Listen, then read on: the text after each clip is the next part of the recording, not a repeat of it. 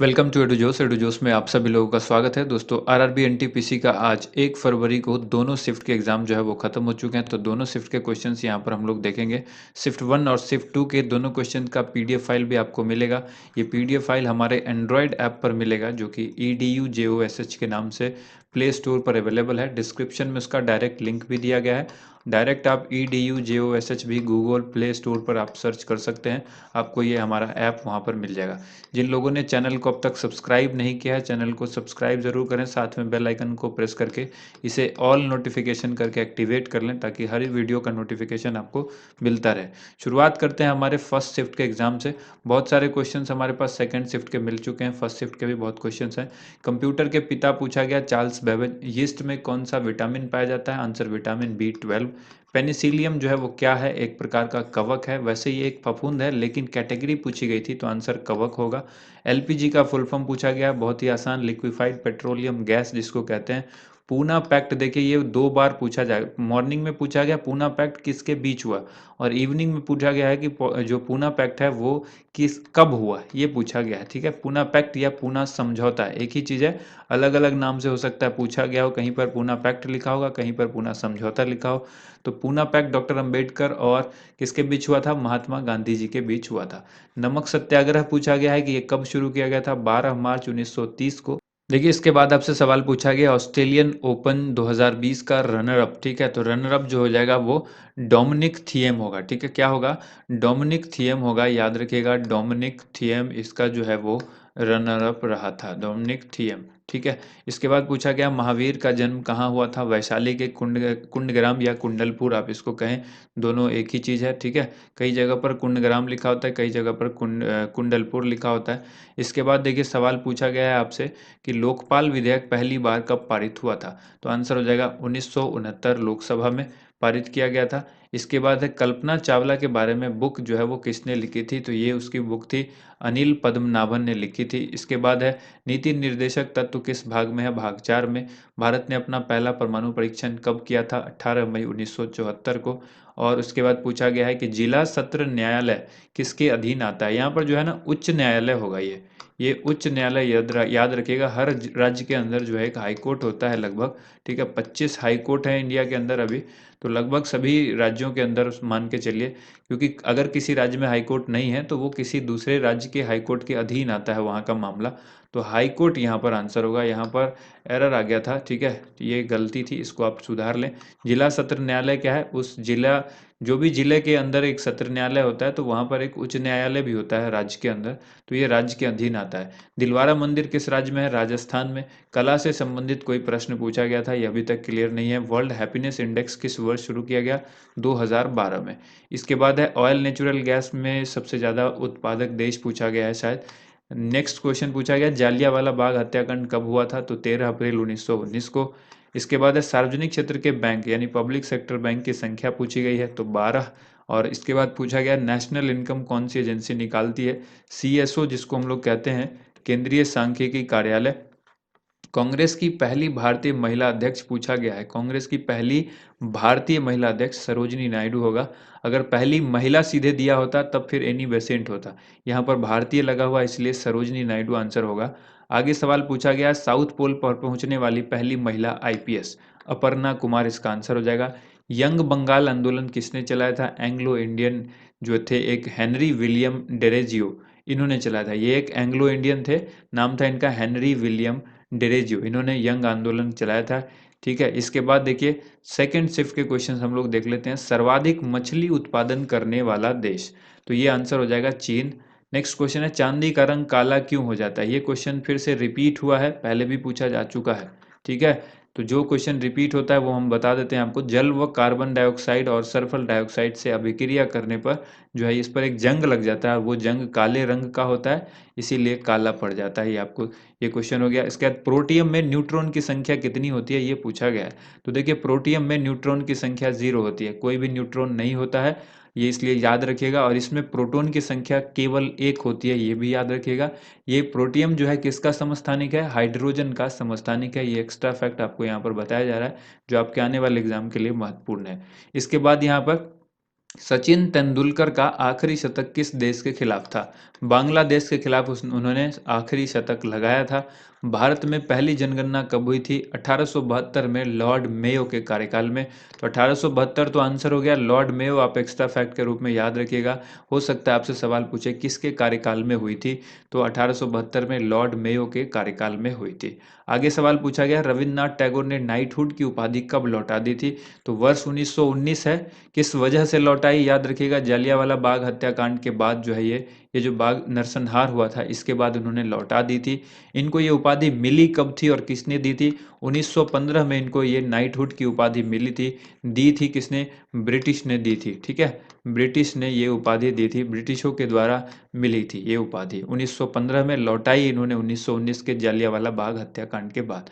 इसके बाद पूना पैक्ट कब हुआ था, यानी पूना समझौता, जो मॉर्निंग शिफ्ट में पूछा गया किसके किसके बीच हुआ था? तो अंबेडकर और महात्मा गांधी, यानी डॉक्टर भीमराव अंबेडकर साहब और महात्मा गांधी के बीच में हुआ था। 24 सितंबर 1932 को ये हुआ था। ये डेट पूछी गई है। कहाँ हुआ था? यरवदा सेंट्रल जेल में, जो कि पुणे के, ठीक है, पुणे के यरवदा सेंट्रल जेल में हुआ था। इसके बाद 2014 में भारत रत्न किसे दिया गया?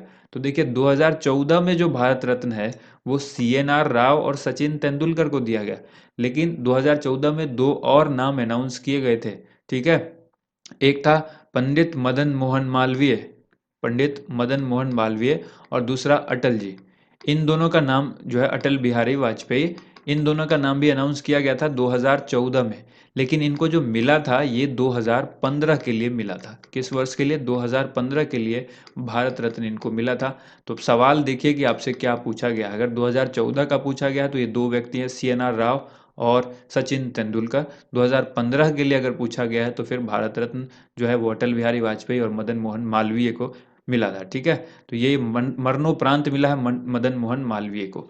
इसके बाद यहाँ पर देखिए अगला सवाल है, इकोलॉजी शब्द का प्रयोग सबसे पहले किसने किया था? अर्नेस्ट हैकल ने इकोलॉजी शब्द का सर्वप्रथम इस्तेमाल किया था। डेटाबेस, MS एक्सेल और मेनू बार से संबंधित कुछ क्वेश्चंस कंप्यूटर के अंदर पूछे गए हैं। यूनेस्को का मुख्यालय पूछा गया है कि कहाँ पर है? तो पेरिस फ्रांस में यूनेस्को का मुख्यालय है। लगातार अंतर्राष्ट्रीय संगठन से सवाल पूछे जा रहे हैं। 2.5 दिन का झोपड़ा किसने बनवाया था?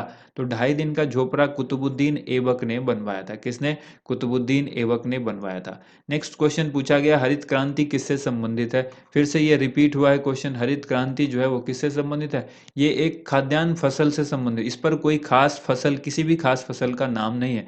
जैसे कि हम धान नहीं कह सकते, हम गेहूं नहीं कह सकते। ये मिक्स है, धान है गेहूं है, यानी पूरी फसलों के को बढ़ावा देने के लिए किस तरह से उस पर काम किया जाए, ये उसके लिए क्रांति थी। यानी आप इसको कह सकते हैं कृषि क्षेत्र से संबंधित है हरित क्रांति। ठीक है, विष्णु शर्मा की बुक जो है वो पूछी गई है, पंचतंत्र है। ऑप्शन दिया गया था विष्णु शर्मा की कौन सी बुक है इनमें से पंचतंत्र आंसर होगा, वहां पर ऑप्शन दिया गया था। ये भी क्वेश्चन रिपीट हो चुका है। पहले पूछा गया था पंचतंत्र पुस्तक जो है वो किसने लिखी थी। तो देखिए क्वेश्चन को उलट करके पूछा जा रहा है, बिल्कुल वैसा ही क्वेश्चन रिपीट हो रहा है। पर्यावरण दिवस पूछा गया है कब मनाया जाता है? तो देखिए विश्व पर्यावरण दिवस है, ये जो है ये 5 जून को मनाया जाता है। प्रत्यक्ष कार्यवाही दिवस पूछी गई है, ये 16 अगस्त 1946 को हुई थी। मुस्लिम लीग के द्वारा, जिन्ना के नेतृत्व में मुस्लिम लीग के द्वारा अलग इस्लामिक राष्ट्र बनाने के लिए चलाए जाने वाला एक हिंसक आंदोलन था ये प्रत्यक्ष कार्यवाही दिवस। ठीक है, डायरेक्ट एक्शन डे इसको कहा जाता है, डायरेक्ट एक्शन डे। ये जिन्ना के नेतृत्व में जो है ये डायरेक्ट एक्शन डे 16 अगस्त 1946 को हुआ था। इसमें काफ़ी लोग जो है वो मारे गए थे जिन्ना के नेतृत्व में। ये आप याद रखिएगा, अलग इस्लामिक राष्ट्र के लिए 16 अगस्त 1946। डिटेल हमने आपको यहाँ पर बताई है, आप इसको याद रखिएगा। आगे पूछा गया अंतर्राष्ट्रीय प्रकाश दिवस कब मनाया जाता है? 16 मई को मनाया जाता है। और अंतर्राष्ट्रीय प्रकाश दिवस पहली बार कब मनाया गया था? वर्ष 2018 में पहली बार मनाया गया था। इसके बाद है टेलीविजन का आविष्कार। बहुत ही सिंपल सवाल पूछा गया। JL वेयर्ड जो है वो टेलीविजन के आविष्कारक हैं। भारत छोड़ो आंदोलन कब शुरू किया गया? फिर से देखिए ये रिपीट क्वेश्चन है, पहले भी पूछा जा चुका है। 8 अगस्त 1942 को भारत छोड़ो आंदोलन जो है वो हुआ था। देखिए फिर से ये रिपीट क्वेश्चन है, प्रधानमंत्री आवास योजना का पुराना नाम, यानी किसका नया नाम है प्रधानमंत्री आवास योजना? ठीक है, तो ये इंदिरा आवास योजना का नया नाम है। इंदिरा आवास योजना जो कि सबको गरीब लोगों को गृह यानी प्रधान प्रदान जो किया जाता है मुख्य प्रधानमंत्री के योजना से। तो इसका जो नाम है, पहले इंदिरा आवास योजना था, सितंबर 2016 में इसको चेंज किया गया और नाम रखा गया प्रधानमंत्री आवास योजना। ठीक है, मोदी जी के आने के बाद ये चेंज हुआ, इससे पहले ये इंदिरा आवास योजना के नाम से जाना जाता था। नीति आयोग के उपाध्यक्ष का नाम पूछा गया है राजीव कुमार, कई बार आपको बताया गया है, पहले अध्यक्ष भी पूछा जा चुका है, इस बार उपाध्यक्ष पूछ दिया गया है, सीईओ भी पूछा जा चुका है। ठीक है, तो फिर से ये सारी चीज़ें रिपोर्ट जो है वो रिपीट हो सकती है। थायरोक्सिन से संबंधित सवाल पूछा गया है, तो देखिए थायराइड ग्रंथि से ये स्रावित होने वाला हार्मोन है, जो कि आपको याद रखना है, थायरोक्सिन एक हार्मोन है। आगे जो सवाल है वो यहाँ पर देखिए, नेक्स्ट सवाल पूछा गया है, नासा के अनुसार कितने प्रतिशत जो है वो वन है। तो वन जो है वो 31% लगभग, कहीं पर 30% आप भी देख सकते हैं, कहीं 31। तो नासा के अनुसार 31% वन यहाँ पर आंसर होगा। राजीव गांधी उद्यान से कौन सा राष्ट्रीय राजमार्ग गुजरता है, शायद ये क्वेश्चन भी पूछा गया है, इस क्वेश्चन का आंसर आप सभी को कमेंट बॉक्स में लिखना है। कौन सा उद्यान, राजीव गांधी उद्यान से कौन सा राष्ट्रीय राजमार्ग यानी एनएच गुजरता है, ये आप कमेंट कीजिए। ये हमने बीते कुछ दिनों पहले आपको बताया भी था। भारत का वयोवृद्ध पुरुष, grand old man of India किसे कहा जाता है, दादा भाई नौरोजी को कहा जाता है। ईवीएम का फुल फॉर्म पूछा गया है, इलेक्ट्रॉनिक वोटिंग मशीन होता है ईवीएम का फुल फॉर्म। ठीक है, इसके बाद देखिए, एक शायद सवाल पूछा गया है कि यहाँ पर लिखा नहीं है लेकिन मेरे पास वो लास्ट में कमेंट आया था, एशियाटिक सोसाइटी ऑफ बंगाल की स्थापना कब हुई थी। एशियाटिक, ठीक है, एशियाटिक सोसाइटी ऑफ बंगाल की स्थापना जो है वो कब हुई थी, ये आप लोग कमेंट करके बताइए। इसके बाद और भी जो क्वेश्चन हमारे पास हैं वो मैं आपको बता देता हूँ। एक क्वेश्चन हमारे पास आया हुआ है, लेटेस्ट कमेंट है ये, कि पलासी के युद्ध के समय बंगाल का शासक कौन था। पलासी का जब युद्ध हुआ था उस वक्त बंगाल का शासक कौन था। बंगाल का शासक पलासी के युद्ध के समय पर कौन था, बंगाल का शासक पलासी के युद्ध के समय। ठीक है, पलासी के युद्ध के समय। इसके बाद देखिए, और हमारे पास एक जो सवाल आया है वो ये आया है कि नवंबर 2020 तक मतदान की न्यूनतम आयु क्या थी। नवंबर 2020 तक, नवंबर 2020 तक मतदान की न्यूनतम एज, तो सबको पता है 18 साल अभी भी है। ठीक है, नवंबर 2020 की बात है तो मतदान की आयु कितनी है, 18 वर्ष है न्यूनतम मतदान की आयु। ठीक है, ये सारे प्रश्न हमने देखे फर्स्ट शिफ्ट और सेकंड शिफ्ट के। उम्मीद करते हैं आप सभी को वीडियो पसंद आई होगी। वीडियो को ज़्यादा से ज़्यादा लाइक कीजिए, शेयर कीजिए। थैंक यू सो मच, आप सभी लोगों का वीडियो देखने के लिए बहुत बहुत धन्यवाद।